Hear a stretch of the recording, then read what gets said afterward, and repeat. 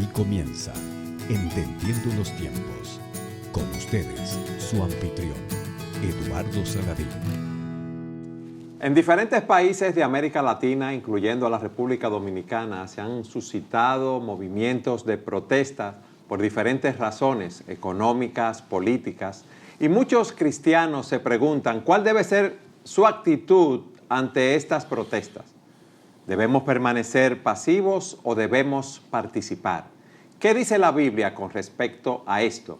Y es el tema que vamos a tratar en este día, las protestas, una perspectiva bíblica. Y tenemos con nosotros como invitado al doctor José Alberto Ortiz. Bienvenido. Saludos a toda la audiencia de este programa Entendiendo los Tiempos. Siempre un honor para nosotros y un prestigio encontrarnos con ustedes. El honor es nuestro al tenerte a ti y a Tony Flaquer, que también es un asiduo participante de nuestro programa. Muchas gracias. Muy honrado de poder participar en este programa tan escuchado y un programa de tanta relevancia, porque la audiencia es una audiencia extraordinaria la que tiene este programa. O sea que para nosotros es un privilegio, hermano, estar aquí. Y la verdad que para el tema que vamos a tratar, del poder tenerles a ustedes dos de manera particular, de verdad que es algo que nos entusiasma. Gracias.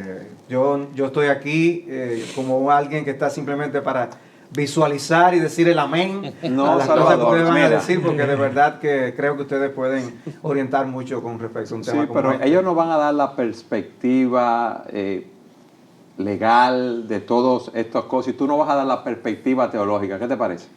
Bueno, vamos a ver si llegamos. Tony, ¿qué está pasando en América Latina? Vamos de lo general a lo específico hasta que lleguemos a República Dominicana con todos estos movimientos de protesta. Anteriormente habíamos hecho un programa en relación a las protestas que se han suscitado, ¿verdad?, en los diferentes países. Bueno, América Latina entera está en una situación, en una condición de, digamos, de ciertos ajustes, por desajustes precisamente que se habían producido anteriormente. Hubo durante la década de los 90 el ascenso de gobiernos con programas de orientación socialista, como el caso de Lula, por ejemplo, como el caso de los Kirchner en Argentina, como el caso de Correa en Ecuador, como el caso de Evo Morales en Bolivia, que lograron tener una cierta ascendencia importante en América Latina, en lo que finalmente se plasmó como el ALBA, ese grupo de países latinoamericanos que estaban tratando de alguna forma u otra de tener cierta independencia de, digamos, las metrópolis más importantes y los poderes más importantes. En el caso de América Latina, el poder ascendente más importante de los Estados Unidos. Ese programa se cayó y prácticamente colapsó ese esfuerzo que se hizo en América Latina para orientar a América Latina al socialismo, porque fracasó realmente. En otros programas hemos discutido el tema pero lo importante es que ahora, al introducirse gobiernos de derecha, gobiernos más conservadores en esos países de América Latina, como fue el caso de Argentina con Macri, como fue el caso en Chile, ¿verdad?, con Piñera, después de la salida de Bachelet, como fue el caso en Bolivia ahora mismo, o como es el caso en Colombia también, ha habido un intento de esa izquierda liberal de volver a retomar su espacio, y eso ha traído muchos problemas en América Latina entera. Pero también yo creo que América Latina ha tenido un despertar, y eso ha sido gracias a una cultura de medios que no había anteriormente en América Latina. Por ejemplo, el hecho de que nosotros tengamos hoy en día Internet, de que tengamos todos estos medios de comunicación digitales como el WhatsApp, el Twitter, ha permitido que la ciudadanía se inserte en los procesos políticos de una manera en que anteriormente no se había insertado. Y hemos visto cómo muchas de estas protestas se han originado prácticamente en las redes. Anteriormente las protestas necesitaban otro tipo de armazón, pero ahora mismo con las redes y la interconexión que hay, sobre todo con las partes más jóvenes de la población, fácilmente se suscitan este tipo de movimientos. El punto importante ahora mismo es ver cómo nosotros como creyentes, ¿verdad?, debemos responder a ese tipo de movimientos y ese tipo de protestas. Y el creyente siempre tiene que ver todas las cosas filtradas a través de las Escrituras, porque nosotros somos primeramente cristianos antes que ciudadanos. Nuestra primera ciudadanía que nosotros debemos reclamar es la ciudadanía celestial. Y en ese aspecto, nosotros debemos filtrar las cosas que vamos a hacer, y aún el movimiento de protesta, que la protesta no es algo malo en sí mismo. Dentro de los sistemas democráticos y el orden constitucional democrático, la protesta es un derecho ciudadano. Y un creyente, ciudadano, cristiano de una nación, tiene todo el derecho y a veces hasta el deber de protestar cuando las cosas no están bien hechas. O sea, eso no es un pecado que el creyente vaya y se manifieste públicamente. Eso no está mal. De hecho, la ausencia de ese espíritu crítico en algunas instancias puede ser una manifestación de una indiferencia pecaminosa. Así mismo es. Y de un egocentrismo. Yo estoy cómodo en mi posición y no importa lo que esté pasando debajo o detrás, delante de mí, yo sigo con mi vida. Sí. Y eso puede ser también una rebelión contra Dios. Pero me gustó mucho la manera como tú aclarabas el punto de que si nosotros como cristianos tenemos que filtrarlo todo a la luz de la palabra de Dios. Nosotros no quisiéramos vivir en el periodo del viejo oeste, en el sentido de que todo el mundo esté haciendo lo que bien le parezca y que solamente tengamos un sheriff que nos defienda de cuando en cuando de los maleantes, ¿no? Nosotros queremos vivir en un orden. Dios ha establecido sociedades que funcionan con un orden y el hecho de que haya cabezas, que haya reyes, que haya principales dirigiendo es parte de lo que garantiza el orden de la vida. Eso es lo que es un cosmos, es algo organizado.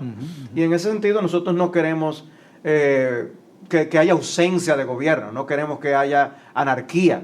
Eso no es lo que un cristiano debe buscar detrás de una protesta. Es así. Y en ese sentido creo que tu punto de partida de que el cristiano comienza por la palabra de Dios es crucial. Por eso el programa lo hemos titulado Las protestas, una perspectiva bíblica. Tony habla que es un derecho constitucional. Sí. Explíquenos eso, doctor. La Constitución es clara. La Constitución consagra el derecho a la protesta pacífica de la ciudadanía. Siempre que la ciudadanía proteste pacíficamente, sin alterar el orden público, está enmarcada dentro de un derecho constitucional. Incluso cuando el Estado garantiza ese derecho, lo único que le pide a los manifestantes o a las personas que van a protestar es que notifiquen la hora, lugar y día de la protesta para que las autoridades puedan garantizar el orden dentro de la protesta. Es decir, el principio constitucional que subyace en ese derecho fundamental es que no puede haber desorden, porque contravendría el fin primordial del Estado. El Estado fue instituido por Dios y eso está garantizado en todas las constituciones del mundo para preservar el orden y la paz. Entonces, una protesta que se haga en desorden, alterando el orden público, no trae paz, lo que trae es desorden y ahí entonces el Estado tiene que intervenir para controlar. Incluso el derecho a la protesta es tan amplio que un aspecto tan específico de la legislación dominicana como la laboral, el derecho a huelga de los trabajadores en una empresa privada está garantizado. Simplemente el sindicato de trabajadores de la empresa tiene que notificar la fecha de la huelga, el propósito de la huelga y los motivos de la huelga a la Corte de Trabajo para que la Corte de Trabajo pueda avalar la protesta, la huelga. ¿Solo notificarlo? Bueno, hay todo un procedimiento, pero el derecho a huelga, en principio general, está consagrado en la legislación laboral dominicana. O sea, los trabajadores en una empresa privada tienen derecho a irse a la huelga. O sea, hay un principio general que subyace en todas las legislaciones. Francia es un país que cuenta con amplia legislación que favorece las protestas tanto a nivel público como a nivel privado. Nuestro derecho tiene inspiración francesa en gran parte de sus especialidades, de sus ramas, y el derecho a la protesta es tomado de esa raíz que es el derecho francés. Y la Constitución dominicana, aunque es una constitución propia del año 2010, tomó de varias fuentes. Siempre que una protesta se enmarque dentro del civismo y dentro de la paz, esa protesta está apegada al derecho constitucional y el Estado no puede impedir que la misma se ejecute. El Estado solo interviene para controlar la protesta o terminarla si esa protesta altera el orden y altera la seguridad de la ciudad o del propio Estado donde la misma se está desenvolviendo. Las protestas que están ocurriendo aquí en la República Dominicana, en la Plaza de la Bandera, donde un grupo de jóvenes y de otro tipo de personas se reúne para frente a la Junta Central Electoral para manifestar que quieren que se aclare lo que sucedió en las elecciones municipales? ¿Es algo completamente lícito? Sí, es completamente lícito y completamente constitucional, porque las mismas, según tengo entendido, se han llevado a cabo en completo orden y en completo civismo. Ese grupo de jóvenes se está manifestando frente a la Plaza de la Bandera y solamente han expresado su rechazo al proceso electoral que se llevó a cabo. A la interrupción del proceso A la electoral. interrupción del proceso electoral que se llevó a cabo en la Junta, y lo que le están pidiendo a la Junta es que tome los correctivos del lugar para que el derecho constitucional que tenemos los dominicanos de elegir nuestras autoridades pueda ser garantizado en el plazo de ley. Y fue correcto que se hiciera la protesta. E incluso veo un despertar de la ciudadanía dominicana motivado en la juventud. ¿Por qué? Lo que sucedió el día 16 de febrero en la República Dominicana fue un quiebre del orden institucional y del orden constitucional. La Constitución Dominicana consagra que el tercer domingo de febrero debían celebrarse las elecciones municipales, y las elecciones municipales fueron suspendidas. Sea por la razón que sea, se suspendieron las elecciones, no se le garantizó a la ciudadanía su derecho a elegir. Como hubo un quiebre de orden institucional y de orden constitucional, dentro de la institucionalidad que permite la Constitución, la ciudadanía estaba obligada a manifestar su rechazo a lo que sucedió el día 16 de febrero. Y como la ley electoral manda a los organismos electorales a convocar nuevas elecciones en el plazo de 30 días, se hizo la convocatoria, y es importante que los organizadores de las elecciones sientan la presión ciudadana de que no pueden fallar, de que tienen que garantizarle al país el derecho a elegir sus autoridades el próximo 15 de marzo. Sí, porque no sale de un vacío. O sea, realmente la protesta no surge simplemente porque hubo un fallo, un fracaso en lo que ocurrió el día de las elecciones. Es que eso tiene todo un trasfondo de actitud con respecto a cómo se manejaron las cosas, lo que ocurrió en las primarias anteriores, la manera como se han conducido, favoreciendo a algunos grupos y otros no. Yo creo que eso fue lo que provocó el despertar. Pero tú te has metido en un tema que yo creo que es trascendental a la hora de uno evaluar las protestas. Es que no todas las protestas son iguales. Exacto. Y ni todas las protestas están bien intencionadas. Nosotros podemos hacer la comparación, que es uno de los escenarios que más tenemos ahora delante de nosotros, es comparando con Chile. Lo que ha ocurrido en Chile es de una manera completamente diferente a lo que está ocurriendo aquí en la República Dominicana. Entendemos que tienen pleno derecho, como tú dices, de hacer la protesta, pero la manera como ha ocurrido en Chile, estemos o no de acuerdo con la protesta, con el tema de la protesta, la forma como se llevó a cabo, se está llevando a cabo, es autodestructiva, yo diría. Pero ahí conectamos con lo que Tony Flaquer mencionaba al principio del programa. En Chile, como en otros países de Latinoamérica, las protestas han degenerado en violencia y en desorden. Vandalismo. Porque hay un componente político influido por la izquierda latinoamericana que ha perdido el poder en algunos países, de volver al poder por cualquier vía o doblegar o condicionar a los gobiernos de derecha que están accionando. Pero en el caso de la República Dominicana ha sido totalmente diferente. No ha habido vandalismo, no ha habido violencia. ¿Qué significa eso? Que no hay un componente político ni nacional ni internacional detrás de esas protestas. Fíjense que las protestas en República Dominicana, aunque han sido espontáneas, se han llevado a cabo en completo orden, y los voceros que han salido al frente son jóvenes preocupados por el futuro de la nación, y eso hasta yo bien lo veo, porque es una generación que se está comprometiendo con el país, que ha mostrado espíritu patriótico, contrario a generaciones anteriores que no lo mostraron. Mi generación pecó de indiferencia, como usted decía, esa indiferencia pecaminosa, ese egocentrismo que me lleva a encerrarme en mi burbuja, en mi matriz, y no ver nada fuera de ella. Pero estos jóvenes se han preocupado por su país y han dado un paso al frente. Incluso, en un caso particular, porque surgió la discusión esta mañana, si las protestas que se intentaron llevar a cabo frente a la casa del presidente de la República, si realmente eran legítimas o no. Y son legítimas siempre que no violen el orden constitucional, el orden institucional, y que no atenten contra la seguridad del primer mandatario ni contra sus vecinos. Porque todo atentado contra la seguridad de las autoridades es un delito sancionado por el Código Penal.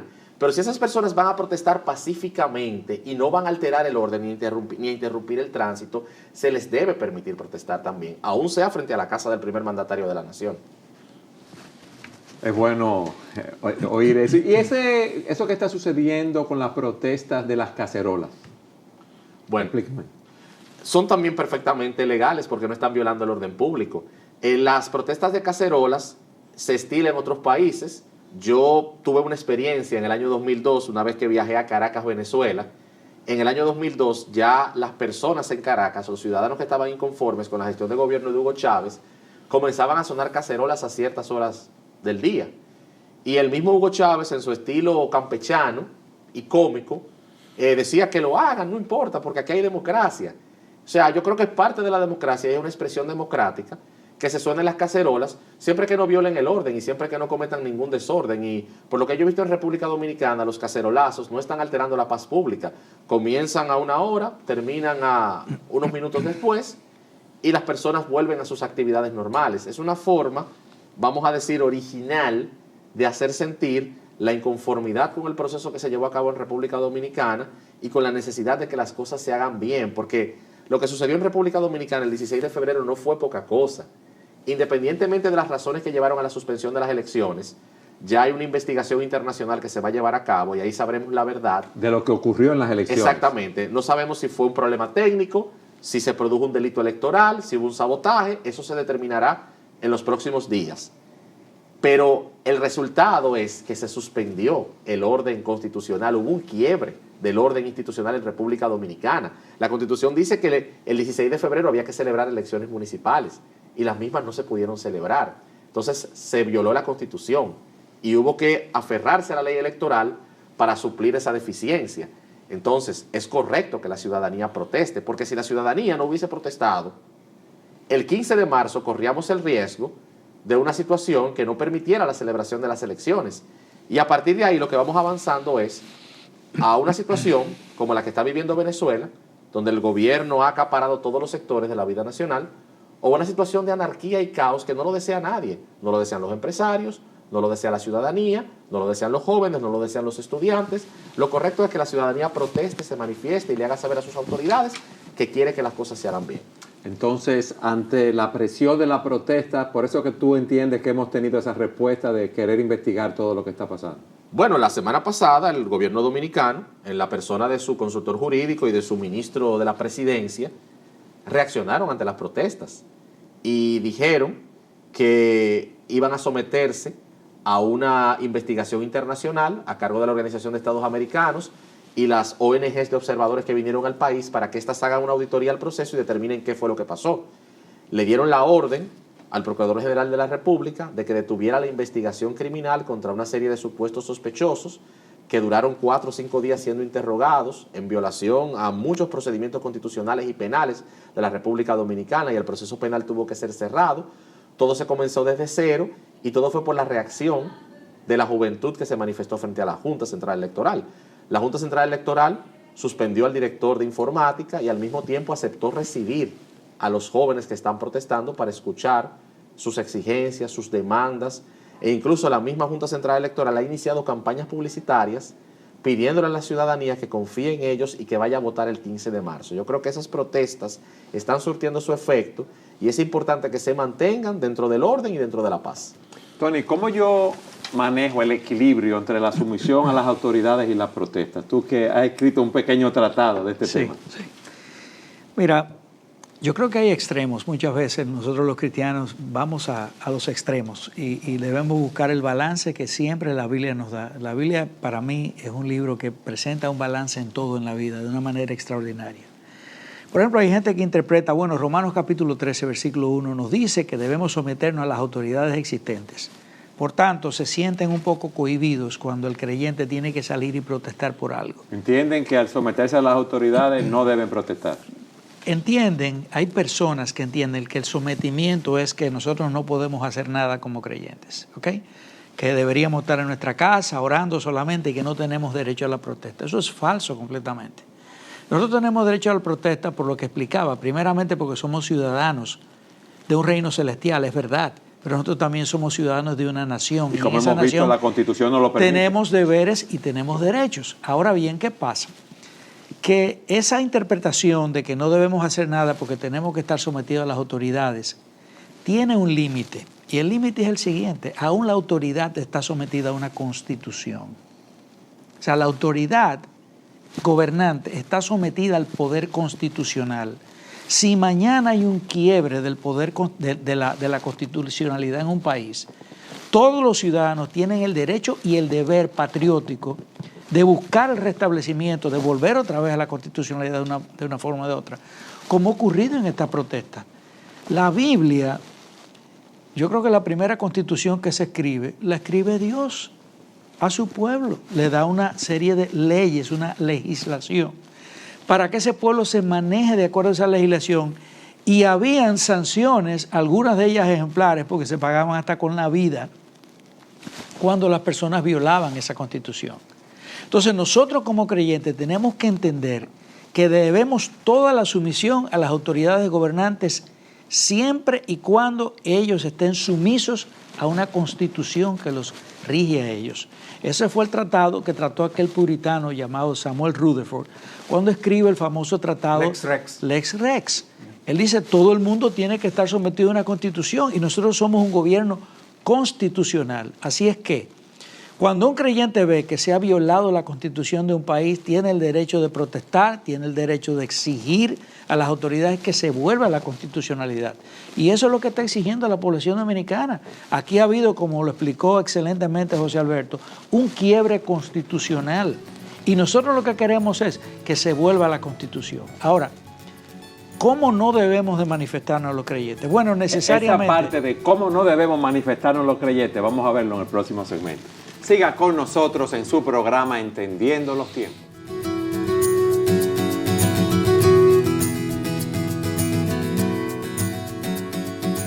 Tony, en el segmento anterior tú nos decías, a la luz de Romanos 13 en la Biblia, que los creyentes debemos someternos a las autoridades, pero que las autoridades tienen también el deber de guardar la constitución de nuestro país y que hay momentos donde no se guarda esa constitución y tú nos decías lo que podíamos hacer. Claro, podemos hacer eso. Y decía también que no debemos hacer, porque hay una forma de protestar que es adecuada y una forma de protestar que estaría violando principios bíblicos fundamentales. Por ejemplo, el cristiano no debe promover una protesta o participar en una protesta mostrando violencia de ninguna manera. O sea, un creyente no puede mostrarse como se mostraron, por ejemplo, en Chile, muchísimos grupos de estos cometiendo vandalismo contra la ciudad, destruyendo las propiedades que le costaron a los contribuyentes y a la nación, haciendo daño a la infraestructura de la nación en los metros y quemando cosas. Eso es indebido y eso no es cristiano. Nosotros tenemos el derecho a protestar. Y el creyente, cuando va a una protesta de esta, tiene que filtrarla también, tiene que preguntar, ¿realmente es justo esta protesta? ¿Es justa? O sea, se está pidiendo algo justo. ¿Es esta protesta justificada en qué? ¿En qué se ha violado la ley? ¿En qué se ha violado la Constitución para yo participar ahí? ¿Está siendo esta protesta manejada políticamente por intereses contrarios a lo de la patria? A mí me pareció fantástico que los manifestantes jóvenes, por ejemplo, tuvieron el acierto de decir en la manifestación del domingo pasado, nosotros no nos vamos a mezclar con las manifestaciones políticas que hay ahí. Ellos tuvieron el acierto de desasociarse de esa manifestación porque esta es una manifestación espontánea y cívica lo que ha ocurrido en República Dominicana. Entonces, fue muy acertado de ellos. Incluso ellos han creado un mecanismo, vamos a decir, espontáneo de seguridad, donde no le permiten a políticos conocidos asistir a las protestas. O sea, al principio hubo 2 o 3 políticos que fueron a las protestas con tal de ganar capital, pero luego ellos crearon un mecanismo donde ellos le piden a los políticos que llegan a la protesta que se retiren, porque no es una protesta política, es una protesta ciudadana. Es la primera vez en mucho tiempo que veo diferenciar o separar lo político de lo ciudadano, y eso muestra el avance de la nación. Esto ha sido un movimiento ejemplar, yo creo que a nivel de América Latina completa, lo que nuestros jóvenes han hecho aquí, y ojalá que no se contamine, porque las protestas que han ocurrido en muchos lugares en América Latina, que han estado acompañadas de vandalismo, han sido manejadas por muchos de la izquierda liberal en esos países. Hay que decir la realidad de las cosas.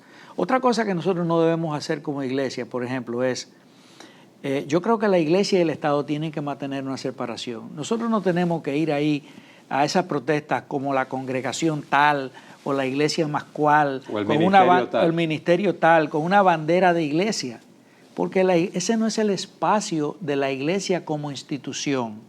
Ahora la iglesia estaba ahí, porque estaba lleno de creyentes esa manifestación, muchos creyentes que fueron a protestar, muchos creyentes que fueron ordenadamente a dar un ejemplo de civismo, como lo que tú explicabas de que le dieron comida a los militares y a los policías que estaban ahí. A los demás manifestantes. A los demás manifestantes, mantuvieron el orden. En algún momento determinado, aún pudieron hasta participar y predicar el evangelio a personas en un momento determinado. Eso está bien, eso no está mal. El problema es que debemos mantener esa separación entre iglesia y Estado, y nos corresponde a nosotros como ciudadanos cristianos, pero no como muchas personas pedían en esos días, que las iglesias oficiales, o sea, las instituciones oficiales y las denominaciones fueran a protestar con la banderola de las iglesias. Esa no es la misión de la iglesia. Esa es la misión de los miembros de la iglesia como ciudadanos del reino de Dios. Incluso hubo personas que cuestionaron, pero ¿por qué las iglesias han ido a protestar frente al Congreso con respecto al tema del aborto? E incluso apoyaron la manifestación del movimiento Con mis hijos no te metas frente al Ministerio de Educación. Pero son dos contextos muy diferentes. El contexto de la Junta Central Electoral es un contexto institucional, constitucional, que radica en las instituciones que gobiernan un país a la cual los cristianos estamos sometidas y formamos parte del mismo. En el caso de temas específicos como el aborto y los derechos de los padres, los mismos, la forma en que esa agenda se ha manejado a nivel mundial es una agenda ideológica que al final lo que busca es la persecución de la iglesia, a través de leyes que aprueben el aborto, a través de leyes que le quiten a los padres el control de la educación de sus hijos.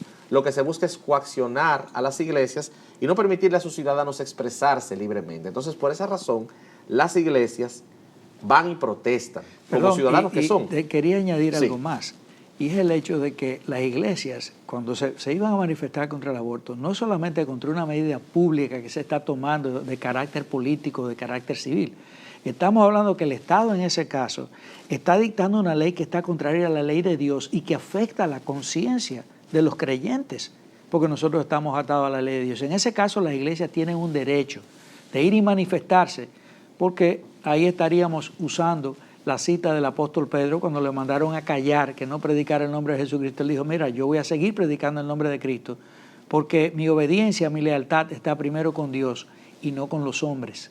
Entonces, en ese caso, la iglesia tenía todo el derecho de ir como iglesia a manifestarse, porque se trataba ya de un Estado que quería realmente imponer leyes que son totalmente contrarias a las leyes de Dios. Salvador. Es el tema de la sumisión a las autoridades principales, como tú mencionabas, de acuerdo a lo que Pablo dice en Romanos capítulo 13. Yo creo que podemos ilustrarlo viendo otros esquemas de autoridades y de sometidos, por así decirlo. Uno puede usar el ejemplo del matrimonio, el ejemplo de la familia. ¿Qué decir? Por ejemplo, Dios nos manda a los padres, a los esposos a ser cabezas en sus hogares. Dios pide a los padres, padre y madre, que dirijan a sus hijos. ¿Significa eso que una esposa no puede disentir, diferir, tener una idea diferente a lo que el esposo tiene? ¿Significa eso que los hijos no tienen una mente propia y que puedan expresar que no están de acuerdo con algo que sus padres están pensando, diciendo, haciendo?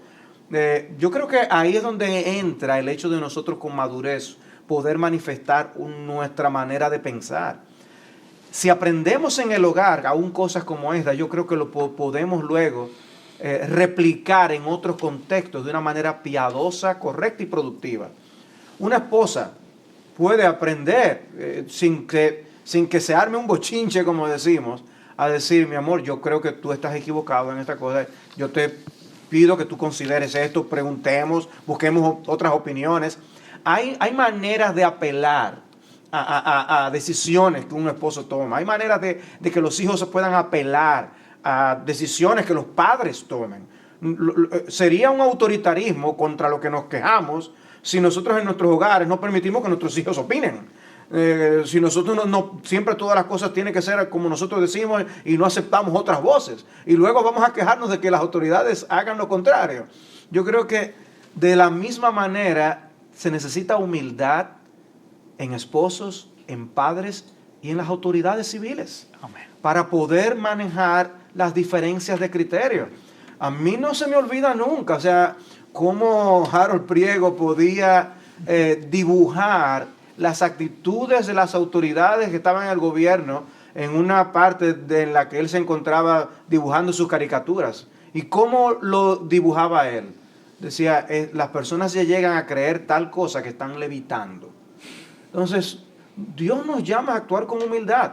Las esferas de poder no es para abusar del pueblo, es para servir al pueblo, es para defender al débil, es para aplicar justicia, castigar al malo.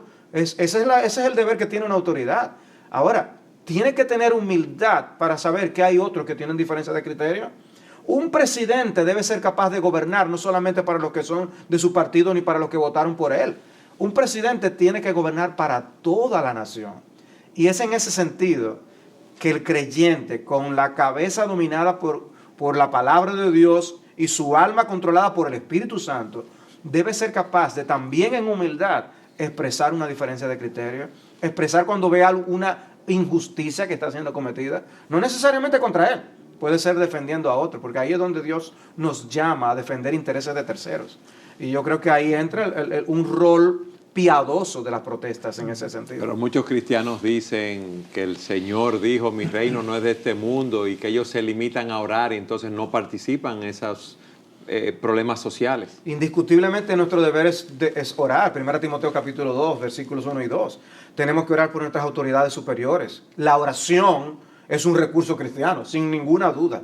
Y yo creo que debemos usarlo más. Pero se limitan a eso. Pero no debemos limitarnos a eso. Ahí es donde nosotros tenemos también un rol que cumplir.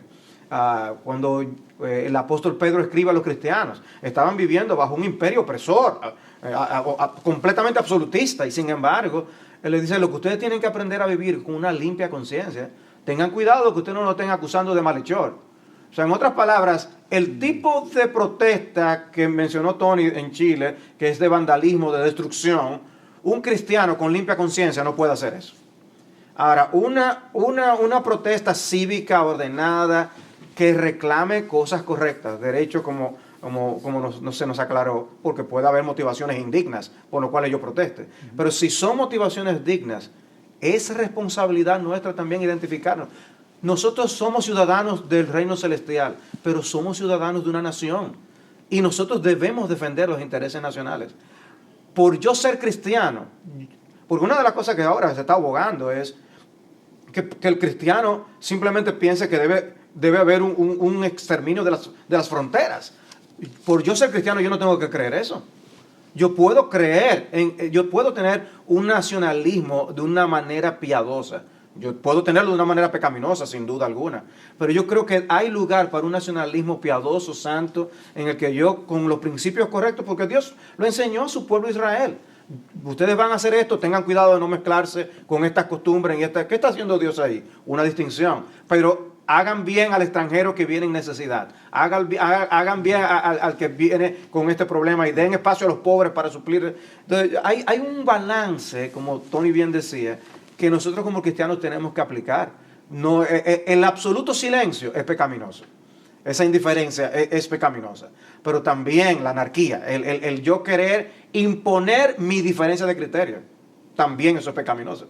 Es ese balance que a veces es una línea fina y en el que los cristianos creo que tenemos un rol primario que desempeñar. José Alberto, tú como cristiano y como abogado estás participando activamente en la vida nacional. ¿Qué tú puedes añadir acerca de la necesidad de involucrarnos en la vida nacional? Bueno, Jesús, en el Sermón del Monte, que fue una declaración de principios maravillosa, incluso personas que no son cristianas se identifican con el Sermón del Monte. Él dijo en su discurso que bienaventurados son aquellos que tienen hambre y sed de justicia, porque ellos serán saciados. Jesús no solo se refería a la justicia que Él nos iba a dar con su muerte en la cruz, también habla de la justicia que los gobernantes instituidos por Dios le adeudan a sus ciudadanos. Y ustedes me preguntarán, pero ¿cómo tú puedes argumentar eso? Yo solamente voy a poner un ejemplo, el ejemplo de Nabucodonosor. Nabucodonosor fue juzgado por Dios y fue sometido a locura por parte de Dios y pasó años errando por un bosque como un demente, comiendo hierba, como un burro. Y la razón por la que Dios mandó a Nabucodonosor a ese juicio fue por falta de misericordia y por falta de justicia. En sus gobiernos la misericordia y la justicia había dejado de existir y él creía que él podía ser como Dios y por eso Dios lo juzgó. Entonces los gobiernos le adeudan misericordia y justicia a sus ciudadanos y cuando no hay esa justicia, entonces el cristiano como representante de Cristo aquí en la tierra, como una extensión de Cristo aquí en la tierra, valga la redundancia, tiene ese deber de procurar justicia. Entonces la política y la vida pública es una herramienta por la cual podemos procurarle justicia a los ciudadanos, porque a través de la política es que se accede a puestos de dirección, a puestos de decisión, donde usted puede tomar decisiones que impacten el bien común de la ciudadanía, y a través de organizaciones de la sociedad civil en la que nosotros nos involucramos, podemos ejercer presión sobre las autoridades para que garanticen ese deber de justicia. ¿Y cuál es esa justicia? Nosotros queremos gobernantes, primero que garanticen la vida humana, desde el no nacido hasta el anciano, como manda la Constitución Dominicana en su artículo 37. Unos gobernantes que protejan a la familia, que protejan la institución del matrimonio, que protejan a los padres, su derecho de educar a sus hijos de acuerdo a sus convicciones, que combatan la corrupción y el lucro de ganancias deshonestas, que provean seguridad y que combatan la cultura de violencia, combatan la delincuencia, que garanticen, como bien decía el pastor, garanticen de una manera ordenada el acceso al territorio dominicano, porque esa visión de que no hay fronteras es una visión global y para mí una visión no bíblica, porque Dios creó la nación de Israel. En Babel todos los hombres querían ser uno y hablaban una sola lengua y Dios descendió desde los cielos y confundió las lenguas. Y se dice que a partir de ahí se fueron creando las naciones, o sea, las fronteras han sido instituidas por Dios. Entonces el acceso a un país debe ser ordenado de acuerdo a las leyes, no en desorden como se practica. Entonces, ese deber de procurar justicia lo tienen los gobernantes y los gobernantes en las democracias acceden a puestos de decisión a través de la política. ¿Y qué mejor para una nación que sean creyentes los que se involucren en política y los que puedan accesar a puestos de dirección y tomar decisiones que sacien el hambre y sed de justicia de los ciudadanos? Yo sé que hay muchos políticos que suben bien intencionados al poder y quieren gobernar de la mejor manera posible, pero algo sucede. Lo pica el mosquito del poder, del ego, del orgullo, y entonces de que están en el poder quieren perpetuarse en el mismo o empiezan a gobernar para ciertos grupos específicos. ¿Qué pasa, Tony? Bueno, yo creo que fundamentalmente hay dos motivos por lo que ocurre así. El primer motivo es que el sistema político partidista en muchos de los países de América Latina y particularmente en la República Dominicana es un sistema corrupto y caduco y necesitamos una reforma del sistema político partidista. Y esa reforma va a ocurrir cuando ocurra algo que es fundamental para que el sistema se reforme y que haya un régimen de consecuencias. Porque sucede que estas personas ven el acceso al poder como una especie de botín al cual ellos van a saciarse de ese botín del gobierno, hacen lo que quieran, violan las leyes,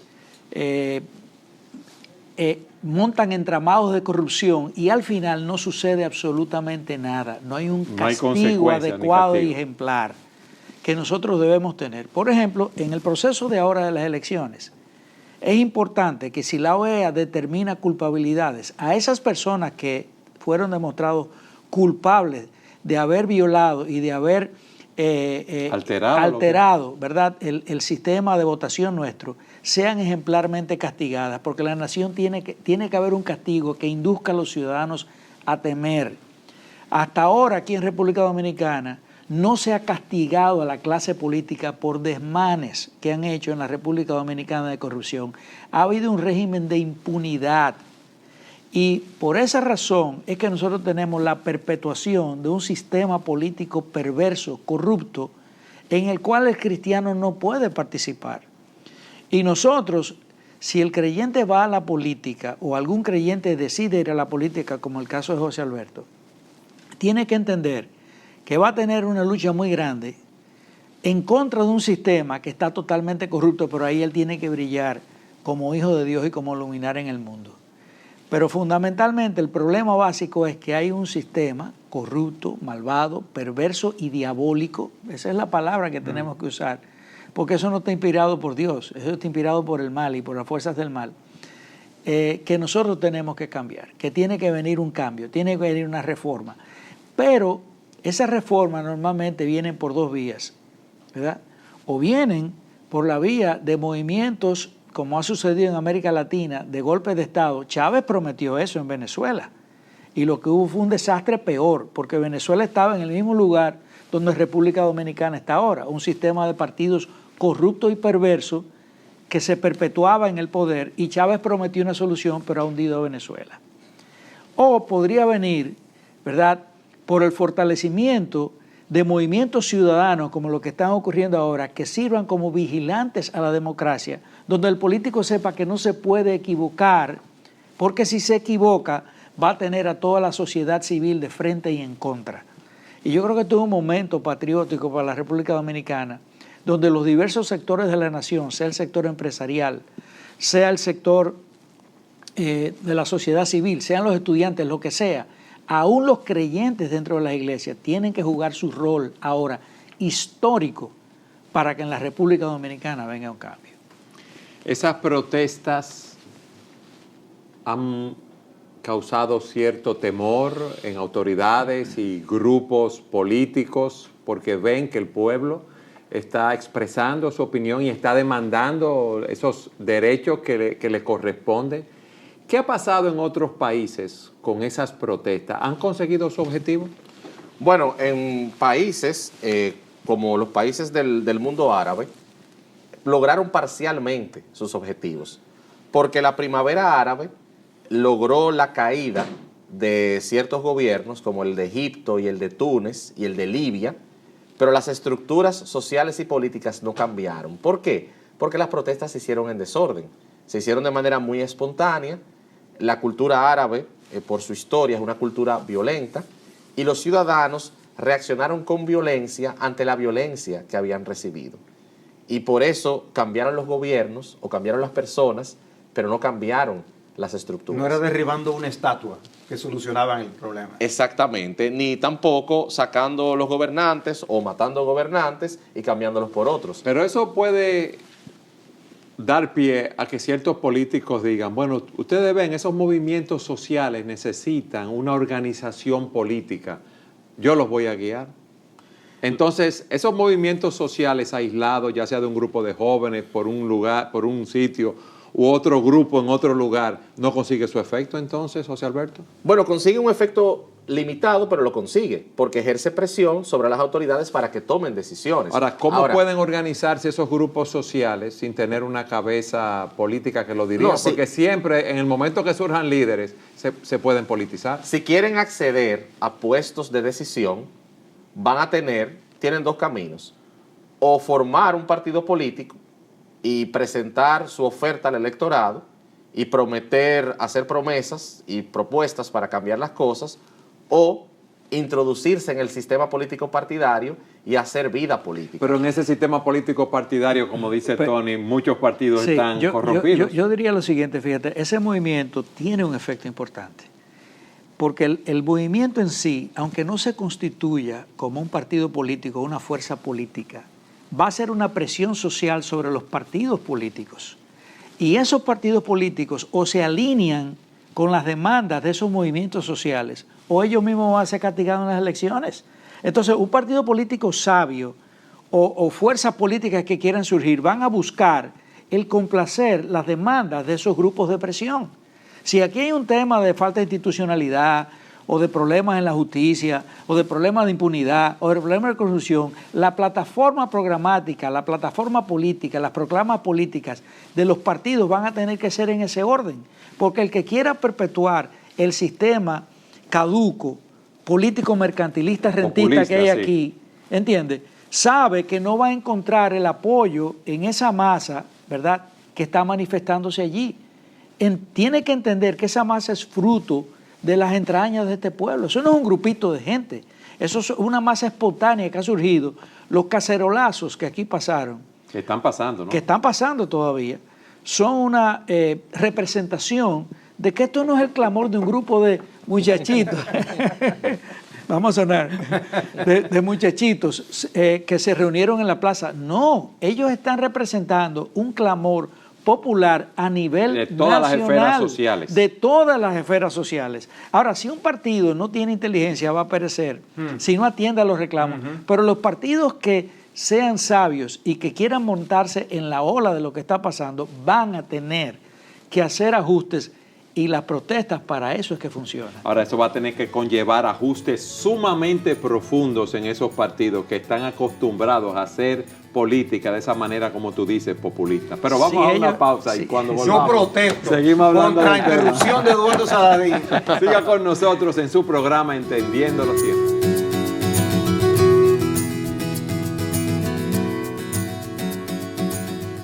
Tony, en el segmento anterior tú decías que los partidos políticos tienen que hacer cambios profundos de esas políticas populistas para poner, vamos a decirlo de esta manera, su oído en el corazón del pueblo y poder hacer los cambios estructurales que nuestra sociedad necesita.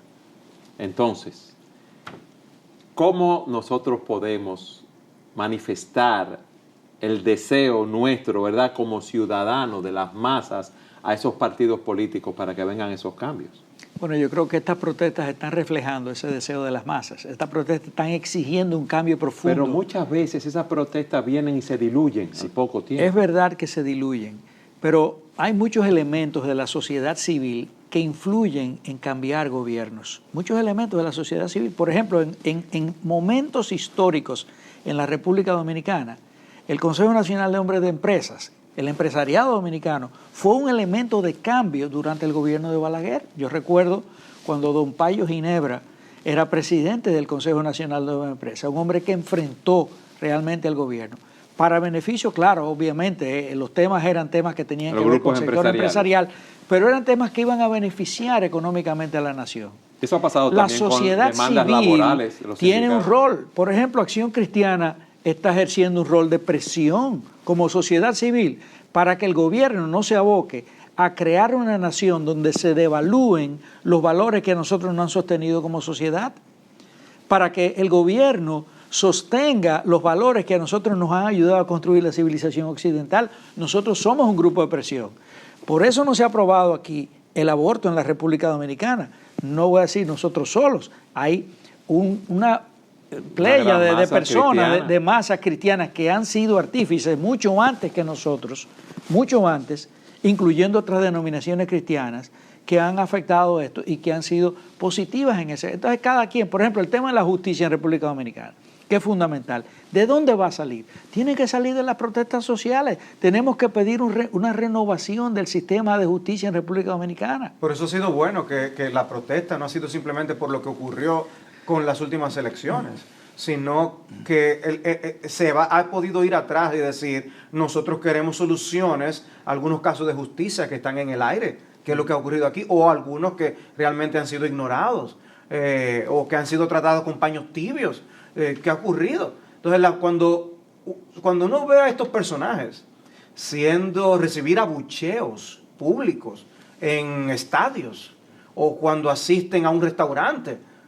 eso envía un mensaje. Yo creo que eso tiene algún tipo de consecuencia. Que no sea medible es otra cosa, pero creo que no los deja tranquilos para pensar que pueden seguir haciendo las cosas y creer que no ocurrirá nada ni vendrán consecuencias. Y esa consecuencia muestra un avance de la sociedad dominicana. Un despertar. En el caso ejemplar de la República Dominicana, porque en otros países de América Latina, como es el caso de Argentina y de Colombia, hemos visto videos en las redes donde funcionarios o exfuncionarios imputados de corrupción son abucheados en los restaurantes, la gente se para de los restaurantes y se va del lugar. Incluso el hoy presidente de Argentina, cuando fue funcionario en un gobierno pasado, luego de salir del poder y estaba volando en un avión hacia otro sitio, las personas se pararon y dijeron que no iban a viajar en ese avión con él, y él tuvo que salir de vuelo y cambiar de vuelo. Pero en República Dominicana, antes de este momento, cuando uno de estos personajes iba a un lugar público, la gente iba a saludarlo como si fuera un gran señor. O sea, se habían convertido en personajes importantes, personas que se sabe que sus fortunas son altamente cuestionables. Entonces, ya esa actitud cambió. Lo que quiere decir es que el pueblo dominicano ha decidido cambiar. Y yo voy más lejos. Yo creo que en el caso de la República Dominicana, el pueblo dominicano no quiere cambiar de personas, no quiere cambiar de partido gobernante.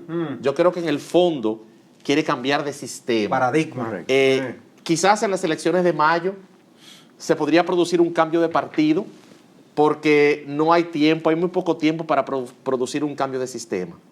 Pero si el partido que resulte ganador de las elecciones continúa con las prácticas del partido actual, yo creo que en cuestión de 4 o de 8 años en la República Dominicana se va a producir de manera ordenada y cívica un movimiento electoral que va a terminar de una vez y para siempre con los partidos tradicionales. Y le voy a dar gracias a Dios que así suceda, para que no suceda como en Venezuela. Porque el sistema corrupto de Venezuela lo que dio origen fue al populismo de Hugo Chávez. Y aunque Hugo Chávez llegó al poder por elecciones, el pueblo se volcó en masa a apoyarlo.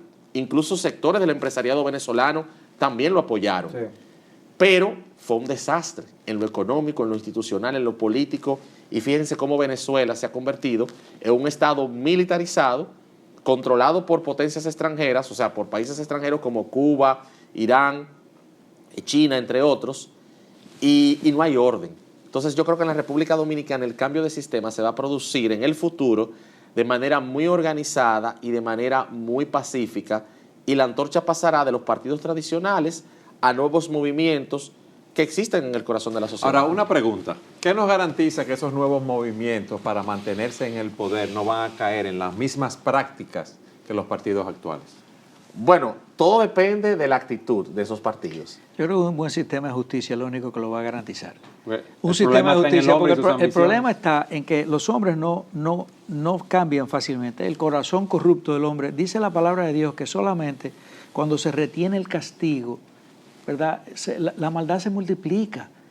Y la única forma, ¿verdad?, de ejercer realmente un cambio es cuando haya un régimen de consecuencias. Romanos capítulo 13 trata de eso muy bien. De hecho, dice que la función del gobierno es llevar una espada y que las acciones de las personas tengan unas consecuencias. Cuando nosotros veamos aquí ladrones presos, políticos corruptos presos, eso no se ve casi. O aún, ¿verdad?, del sector empresarial o de cualquier otro sector sindical, el sector sindical, gente que merecería estar presa, entonces nosotros vamos a ver un cambio en República Dominicana. Tony, por años, porque la gente va a temer. Mientras no haya un temor, mientras yo a la larga pueda negociar con el juez, mientras yo a la larga negocie con el poder de turno y me salga con la mía, el crimen va a ser un buen negocio y paga.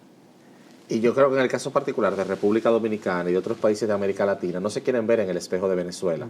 Y yo creo que el pueblo dominicano está avanzando a un punto de madurez política que cuando ve a un populista surgir de la nada y prometer cosas que no va a poder cumplir, no creo que el pueblo dominicano decida aventurarse.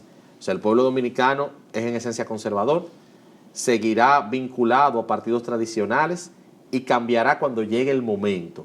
Pero si ese cambio lo quiere encarnar un populismo tipo Hugo Chávez, yo creo que será rechazado por el electorado, porque la experiencia de Venezuela ha impactado y nosotros lo hemos sentido en República Dominicana. En menos de 2 años... Depende del grado de caos a que se llegue en el país, porque recuérdate que cuando viene el caos, y tú puedes coger la historia, en Alemania vino el caos y vino Hitler, en República Dominicana había caos y vino Trujillo. Donde quiera que hay caos y desorden, ahí surge la necesidad de un Mesías, de una persona que ordene las cosas. Y lo que nosotros tenemos que evitar, por todos los medios, es que República Dominicana caiga en un estado de caos y de desorden. Y para eso hay que garantizar el orden constitucional en la República Dominicana. Nadie, ni el presidente de la República, ni ningún funcionario debe violar las leyes de la nación. Y si lo hace, tiene que pagar las consecuencias. Y nosotros como cristianos debemos recordar que Dios es Dios. Amén. que Dios es el Todopoderoso, que el Señor reina y está sobre todos los gobiernos, sobre todos los estados, sobre todos los políticos, sobre todos los presidentes, y que nuestra esperanza está en el Señor Dios Amén. Todopoderoso. Amén. Amén, amén, amén. Salvador. La verdad es que me gustaría concluir con una nota de gratitud, por un lado. Gratitud por hombres como ustedes. Los que sirven en Acción Cristiana, los que con una perspectiva cristiana se están involucrando en la política. Porque yo creo que nos da esperanza. Nos da esperanza de que las cosas puedan ocurrir. Porque ustedes no se van a hacer ricos por esto. Ustedes no andan tras las riquezas que muchos de los hombres que se meten en política buscan o en instituciones. Y nosotros necesitamos mucho más de eso. Nosotros no estamos en contra en que un funcionario gane bien, lo que merece un buen puesto. De hecho, una de las cosas que uno de estos gobiernos llegó a hacer fue aumentar los sueldos de muchos funcionarios cuando surgieron estos cambios. Y eso yo recuerdo haberlo visto con muy buenos ojos, pero pensé que eso iba a traer comedimiento a esas ansias de la codicia y del poder. Y me equivoqué. Lo que tú dices acerca de la pecaminosidad del hombre los traicionó y los ha llevado a los niveles de codicia que ya hemos visto. Pero como les decía, ojalá ver yo y que todos nosotros podamos ver a muchos más como ustedes. Nuestros padres de la patria, muchos se sacrificaron, muchos que sirvieron más allá de nuestros 3 padres de la patria, otros hombres que se sacrificaron por nuestra nación a lo largo de la historia de nuestro país. Y yo creo que ha llegado la hora de nosotros poder contar con más hombres así, y debemos orar por más hombres así, orar por ustedes. Y creo que todos debemos ser animados a ejercer nuestro derecho al voto y a creer en el sistema y seguir diciendo las cosas como son, desligándonos de la corrupción, aupando a aquellos que hacen las cosas bien, defendiendo al débil.